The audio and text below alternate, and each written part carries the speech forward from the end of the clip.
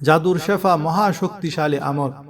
প্রথমত সূরা ফালাক ও সূরা নাস, যাকে আল মুআউযিজাতাইন বলা হয়, এটি জাদু কাটার সবচেয়ে শক্তিশালী মাধ্যম। যখন রাসূল সাল্লাল্লাহু আলাইহি ওয়াসাল্লামের উপর জাদু করা হয়েছিল, তখন এই দুইটি সূরা নাজিল হয়।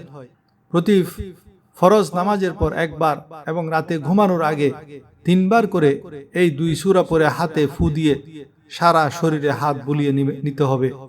রেফারেন্স হলো রাসূল সাল্লাল্লাহু আলাইহি ওয়াসাল্লাম প্রতি রাতে যখন বিছানায় যেতেন, তখন দুই হাত একত্র করে তাতে সূরা ইখলাস, সূরা ফালাক ও সূরা নাস পড়ে ফু দিতেন এবং দুই হাত দিয়ে শরীরের যতটুকু সম্ভব মুছে নিতেন।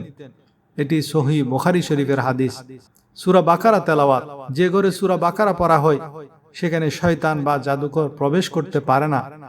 আমল হলো ঘরে নিয়মিত সূরা বাকারা তেলাওয়াত করা অথবা ক্যাসেট বা অডিও বাজিয়ে রাখা। রেফারেন্স হলো রাসূল সাল্লাল্লাহু আলাইহি ওয়াসাল্লাম বলেছেন, তোমরা তোমাদের ঘরগুলোকে কবরে পরিণত করো না। নিশ্চয় শয়তান সেই ঘর থেকে পালিয়ে চলে যায় যে ঘরে সূরা বাকারা পাঠ করা হয়।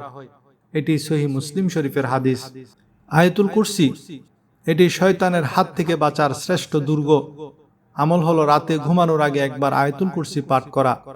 রেফারেন্স হলো রাসূল সাল্লাল্লাহু আলাইহি ওয়াসাল্লাম বলেছেন, যখন তুমি বিছানায় যাবে তখন আয়াতুল কুরসি পড়বে, তাহলে আল্লাহর পক্ষ থেকে তোমার জন্য একজন রক্ষক নিযুক্ত হবেন এবং সকাল পর্যন্ত শয়তান তোমার কাছে আসতে পারবে না।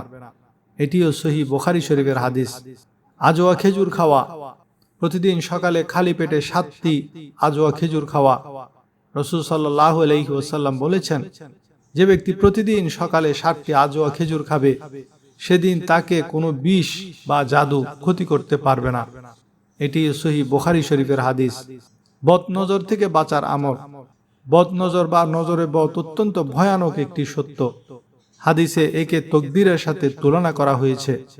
কারো কোনো সুন্দর জিনিস দেখলে বা নিজের সন্তান সম্পদ ভালো দেখলে মাশাআল্লাহ বা বারাকাল্লাহ বলা উচিত।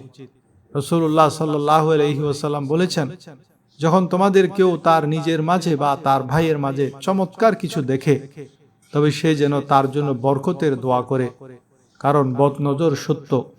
রাসূলুল্লাহ সাল্লাল্লাহু আলাইহি ওয়াসাল্লাম হাসান এবং হুসেন রাদিয়াল্লাহু তাআলা আনহুমাকে এই দোয়াটি পড়ে ফুঁক দিতেন, উঈযুকুমা বিকালিমাতিল্লাহি তাম্মাতি মিন কুল্লি শাইতানিন ওয়া হাম্মাতিন ওয়া মিন কুল্লি আইনিন লাম্মা। এটিও সহিহ বুখারী শরীফের হাদিসের মধ্যে রয়েছে। সকাল এবং সন্ধ্যায় 3 বার করে এই দোয়াটি পড়লে কোনো সৃষ্টি ক্ষতি করতে পারে না। দোয়াটি হলো, বিসমিল্লাহিল্লাযী লা ইয়াদুররু মা'a ইসমিহি শাইউন ফিল আরদি ওয়ালা ফিস সামাই ওয়া হুয়াস সামিউল আলিম। বিসমিল্লাহিল্লাযী লা ইয়াদুররু মা'a ইসমিহি শাইউন ফিল আরদি ওয়ালা ফিস সামাই ওয়া হুয়াস সামিউল আলিম। এটি আবু দাউদ শরীফের 5088 নম্বর হাদিসের মধ্যে রয়েছে। গুরুত্বপূর্ণ কিছু পরামর্শ হলো, সব সময় ওযু অবস্থায় থাকার চেষ্টা করা, কারণ অপবিত্র শরীরে জাদুর প্রভাব দ্রুত হয়। দ্বিতীয়ত, ঘরে প্রাণীর ছবি বা মূর্তি থাকলে রহমতের ফেরেশতারা ঢুকে না, যা শয়তানের জন্য সুযোগ তৈরি করে। 3 নম্বর হলো, খাবার সময়, ঘরে ঢোকার সময়, কাপড় খোলার সময় বিসমিল্লাহ বলা। এটি জিনদের নজর থেকে পর্দা হিসেবে কাজ করে। এই আমলগুলো নিয়মিত করলে ইনশাআল্লাহ আপনি আল্লাহর সরাসরি নিরাপত্তায় থাকবেন এবং কোনো অশুভ শক্তি আপনার ক্ষতি করতে পারবে না। অনেকে জানতে চান যে কে আমার ক্ষতি করছে, তাদের জন্য এই বিশেষ আমল।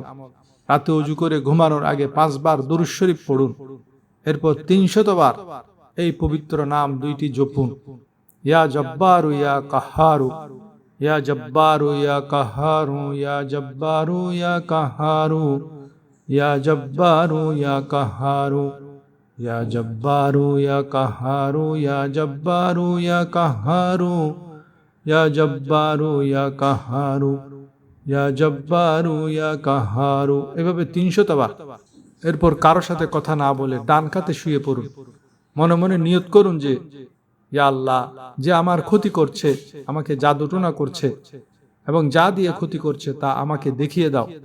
একটানা 7 দিন এই আমলটি করুন। ইনশাআল্লাহ আপনি স্বপ্নে সেই জাদুকরের চেহারা অথবা আপনার বাড়ির আশেপাশের কোথায় তাবিজ পোতা আছে তা দেখতে পাবেন। প্রিয় দর্শক, জীবনটা অনেক দামি। শয়তানি শক্তির ভয়ে ভীত না হয়ে আল্লাহর জিকিরে মশগুল থাকুন।